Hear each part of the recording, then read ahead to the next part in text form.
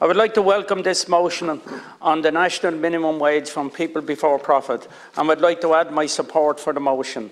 This is more than just a discussion on what represents a realistic minimum wage. It is also a discussion about low pay, poverty, and workers and families struggling to make ends meet and living from week to week on the wages they receive now.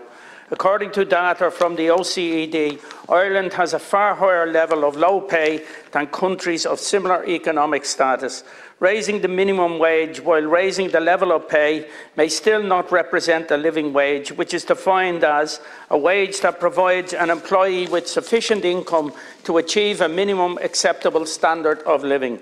A living wage allows the worker to afford basic essentials such as healthcare, food, clothing, housing, education, energy costs, and so on. Low pay can result in an individual making compromises between putting food on the table or heating the house or going to the doctor. Yet every week, hundreds of thousands of people across the country on low pay have to figure out how to pay their rent, pay for their utilities, their transport, food, clothing, childcare costs, and so on.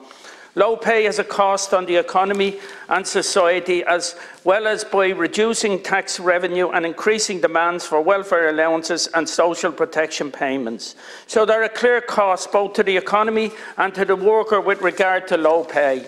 These costs are further exacerbated when both the cost of living and inflation rises, and huge numbers of workers are only a paycheck away from poverty. At the moment, inflation is at its highest in 20 years, and the cost of living is spiralling out of control.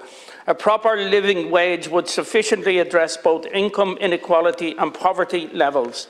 Contract workers and temporary workers are particularly vulnerable groups when it comes to low pay. Figures show that half of all hospitality workers are on low pay, and are significant numbers of cleaners and retail workers. Such employees will benefit greatly from increases to the minimum wage and would significantly improve their living standards. Workers need a greater voice to improve pay and working conditions. There should be better regulation of the exploitative gig economy.